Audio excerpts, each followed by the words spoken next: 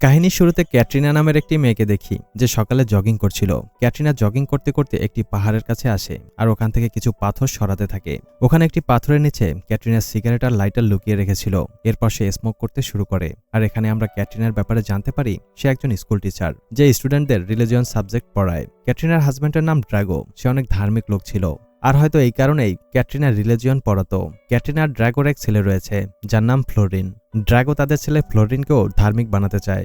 এজন্য সে ফ্লোরিনকে রোজ চার্জে নিয়ে যেত যেন ফ্লোরিন বাইরে না ঘুরে ধর্মের সাথে কানেক্ট হতে পারে। কিন্তু ড্রাগোর এই ধার্মিক আচরণ ক্যাটরিনার একদম পছন্দ ছিল না, কারণ ড্রাগো জোর করেই ফ্লোরিনকে তার মতো বানাতে চায়। যেখানে ক্যাটরিনা চাইতো ফ্লোরিন নিজের পছন্দে তার ফিউচার ডিসাইড করুক। ড্রাগো তার পরিবারকে ধর্মের দোহাই দিয়ে অনেক রেস্ট্রিক্টেড করে রেখেছে।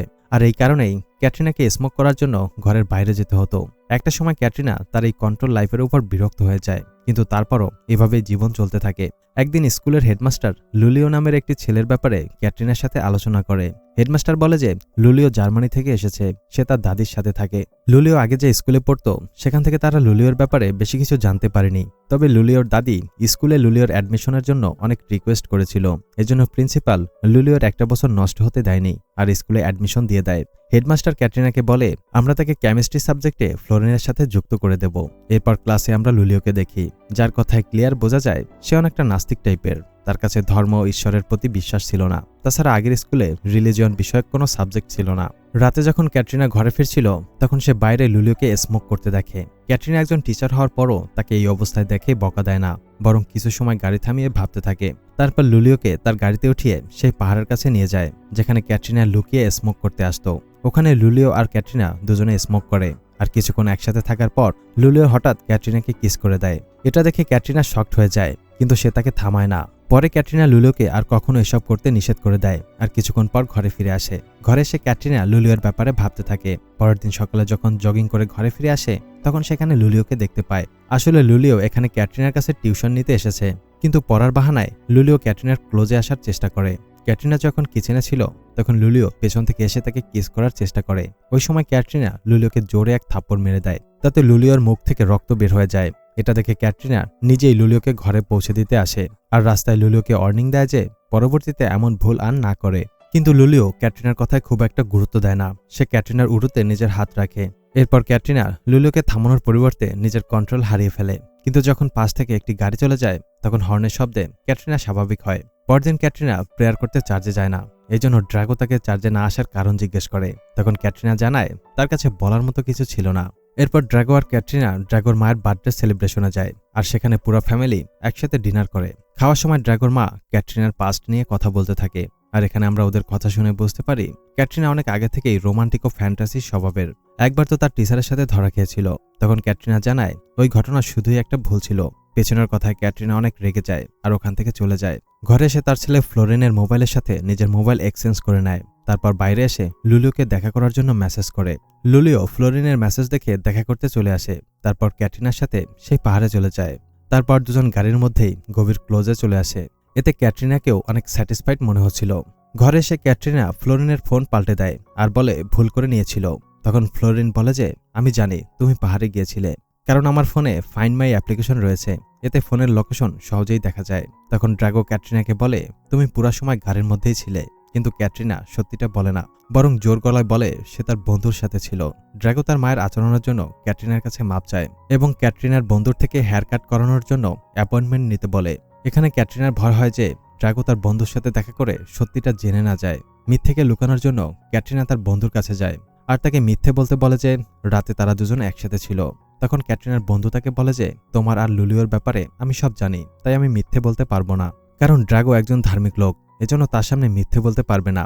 এরপর ক্যাটরিনা লুলিওর সাথে দেখা করতে যায় আর তাকে বোঝায় যে তারা আর সামনে এগোতে পারবে না, কারণ ফ্লোরিন জেনে গেছে যে ওই রাতে তারা পাহাড়ে ছিল। রেগে লুলিও বলে সে ফ্লোরিনকে দেখে নেবে আর ওখান থেকে চলে যায়। ক্যাটরিনা যখন স্কুলে আসে তখন ফ্লোরিন লুলিওর সাথেই ছিল আর লুলিওকে নিয়ে স্কুলের বাইরে চলে যায়। অনেক সময় কেটে যায় কিন্তু ফ্লোরিন ঘরে ফেরে না, এজন্য ক্যাটরিনা অনেক টেনশনে পড়ে যায়। ড্রাগো ফ্লোরিনকে অনেকবার কল করে কিন্তু ফ্লোরিনের থেকে কোনো উত্তর আসে না। যখন ক্যাটরিনার কাছে আর কোনো রাস্তা ছিল না তখন সে সোজা লুলিওর ঘরে চলে যায় যেখানে পার্টি চলছিল। ক্যাটরিনা সেখানে ফ্লোরিনকে দেখতে পায় যে কিনা ড্রাগস নিয়েছে। এটা দেখে ক্যাটরিনা বুঝতে পারে যে ফ্লোরিনকে লুলিও ড্রাগস দিয়েছে। এর জন্য সে লুলিওর উপর অনেক রেগে যায়। তখন লুলিও বলে আমরা একে অন্যকে ভালোবাসি আর এইসব আমাদের জন্যই করেছি। ক্যাটরিনা লুলিওকে বোঝায় যে ওই ঘটনা শুধুই এক অ্যাক্সিডেন্ট ছিল। সে লুলিওকে ভালোবাসে না, আর এখন তার বন্ধুও তাদের ব্যাপারে জেনে গেছে। এজন্য এখনই এসব বন্ধ করা উচিত। এইসব বলে ক্যাটরিনা ফ্লোরেনকে গাড়িতে বসায় আর ওখান থেকে চলে যায়। রাস্তায় ক্যাটরিনা ফ্লোরেনকে বোঝায় যে সে ড্রাগোর সামনে বলবে তার বন্ধুর পার্টিতে গিয়েছিল। পরদিন ক্যাটরিনা যখন ক্লাসে পড়াচ্ছিল তখন লুলিও তার মোবাইলে একটি ছবি পাঠায়, যেখানে লুলিও নিজের মুখে ক্যাটরিনার আন্ডারগার্মেন্টস পরে আছে। এটা দেখে ক্যাটরিনা ইগনোর করে দেয়। এজন্য লুলিও ওই ছবি অন্য স্টুডেন্টদের দেখানোর চেষ্টা করে, কিন্তু ক্যাটরিনা এসে লুলিওর হাত থেকে মোবাইল কেড়ে নেয় আর ক্লাসরুম থেকে চলে যায়। ক্যাটরিনাকে চিন্তিত দেখে হেডমাস্টার তার সাথে কথা বলে। তখন ক্যাটরিনা মিথ্যে বলে যে লুলিও তার সাথে ক্লাসে বেয়াদবি করেছে। ক্যাটরিনা ওই ছবি নিয়ে অনেক ঘাবড়ে যায়। যখন সে ঘরে চলে যাচ্ছিল তখন লুলিও তাকে একটি রেকর্ডিং পাঠায়, যেখানে লুলিও ড্রাগোকে বলছিল সে একটি মেয়েকে অনেক ভালোবাসে, যে কিনা তার থেকে বয়সে বড়, আর এখন সেই মেয়েটি তাকে ছেড়ে চলে যাচ্ছে। ড্রাগো তাকে বোঝায় যে তোমার বয়স অনেক কম, আর এইসব প্রেম ভালোবাসা জীবনভর চলতেই থাকবে। ড্রাগোর সামনে লুলিও ওই মেয়েটির নাম বলে ক্রিস্টিনা। ড্রাগো লুলিওর জন্য প্রেয়ার করে। এইসব পুরো রেকর্ডিং শোনার পর ক্যাটরিনা অনেক বেশি টেনশনে পড়ে যায়। রাতে যখন পুরো ফ্যামিলি একসাথে ডিনার করছিল তখন ক্যাটরিনার কাছে লুলিওর একটি মেসেজ আসে। লুলিও ক্যাটরিনাকে রাতে দেখা করার জন্য ঘরে ডেকেছে। মেসেজ দেখে ক্যাটরিনা তার ফ্যামিলিকে মিথ্যে বলে যে সে তার বন্ধুর ঘরে যাচ্ছে, কিন্তু সে লুলিওর ঘরে চলে আসে। এখানে এসে ক্যাটরিনা লুলিওকে বোঝানোর চেষ্টা করে যে ওই ঘটনা শুধুই অন নাইট স্ট্যান্ড ছিল, এখন তাদের মধ্যে কিছুই হতে পারে না। তবে লুলিও ক্যাটরিনার কোনো কথা শুনতে রাজি ছিল না, বরং লুলিও ক্যাটরিনার ক্লোজে আসতে চায়। আর যখন ক্যাটরিনা রাজি হচ্ছিল না তখন লুলিও তার সাথে জোর করতে শুরু করে। তখন ক্যাটরিনা কোনোভাবে ছুটে বাইরে চলে আসে। পরদিন সকালে ফ্লোরিন ক্যাটরিনার সাথে অনেক রেগে কথা বলে। এতে মনে হচ্ছিল যে ফ্লোরিন ওদের ব্যাপারে সবকিছু জেনে গেছে। যখন ক্যাটরিনা স্কুলে যায় তখন প্রিন্সিপাল তাকে অফিসে ডাকে। তারপর ক্যাটরিনাও লুলিওর অ্যাফেয়ারের ব্যাপারে জিজ্ঞেস করে। আসলে লুলিও সোশ্যাল মিডিয়ায় সেই ছবি আপলোড করে যেখানে সে ক্যাটরিনার আন্ডারগার্মেন্টস মাথায় পড়েছিল। তবে ক্যাটরিনা জানায় ওই আন্ডারগার্মেন্টস তার নয়। সে প্রিন্সিপালকে বলে যে লুলিও এক ধরনের ধোঁকাবাজ ছেলে। তার যে দাদি রয়েছে সে রিয়েল নয়, বরং লুলিও তাকে টাকা দিয়েছে দাদির রোল প্লে করার জন্য। আর কেউই লুলিওর অতীতের ব্যাপারে কিছুই জানে না। তবে প্রিন্সিপাল তার স্কুলের আর বদনাম করতে চায় না, এজন্য সে ক্যাটরিনাকে জিজ্ঞেস করে তোমাদের দুজনের মধ্যে কি হয়েছে। এতে ক্যাটরিনা বলে কিছুই হয়নি। অন্যদিকে পুরো স্কুলে এই দুজনকে নিয়ে আলোচনা চলছিল, তাই এই ব্যাপারটা সমাধান না হওয়া পর্যন্ত প্রিন্সিপাল ক্যাটরিনাকে মেডিকেল ছুটিতে পাঠিয়ে দেয়। যখন ক্যাটরিনা ফ্লোরিনের সাথে দেখা করতে ক্লাসে আসে তখন সে ফ্লোরিনকে দেখতে পায় না। তখনই ড্রাগো ক্যাটরিনাকে কল করে ডাকে আর তাকে নিয়ে পাহাড়ে চলে যায়। ওখানে পুলিশও চলে আসে আর দেখা যায় লুলিও সুইসাইড করার অ্যাটেম্প নিচ্ছে, কিন্তু মৃত্যুর আগে সে ক্যাটরিনা ও ড্রাগোর সাথে একা কথা বলতে চায়। আর সব পুলিশ ওখান থেকে দূরে সরে যায়।